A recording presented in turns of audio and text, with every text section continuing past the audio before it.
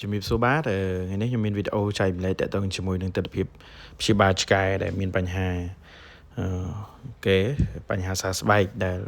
ជ្រុះរោមហើយទៅវាឈានដល់មានដំបៅពេញខ្លួនអញ្ចឹងយើងការចាំបែបហ្នឹងគឺធ្វើឲ្យវាអត់ធំធាត់ហើយមានបញ្ហាឆ្កែហ្នឹងគឺវាពិបាករស់នៅតែម្ដងអញ្ចឹងបើបងប្អូនអរគ្នាកំពុងតែជួបប្រទះនៅឋានភាពឆ្កែកំពុងតែមានបញ្ហាកេស៊ីជ្រុះស្បែកអស់អីហ្នឹងគឺបងប្អូនអរគ្នាអាចតំណងសាកសួរព័ត៌មានឬក៏បងប្អូនអរគ្នាត្រូវការព្យាបាលខ្ញុំអាច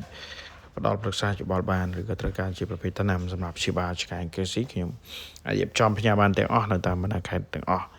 នៅក្នុងព្រះរាជាណាចក្រកម្ពុជារបស់យើងដាក់ផ្ញើតាមឥឡូវសួរលេយើងផ្ញើតាមក្រុមហ៊ុនដាក់ថ្ងៃហ្នឹងស្អែកដល់ឬក៏ដាក់ព្រលឹមល្ងាចក៏ដល់ដែរអញ្ចឹងដែលមានបញ្ហាឆ្កែកេស៊ីគឺបងប្អូនអរគ្នាអាចតំណងដើម្បី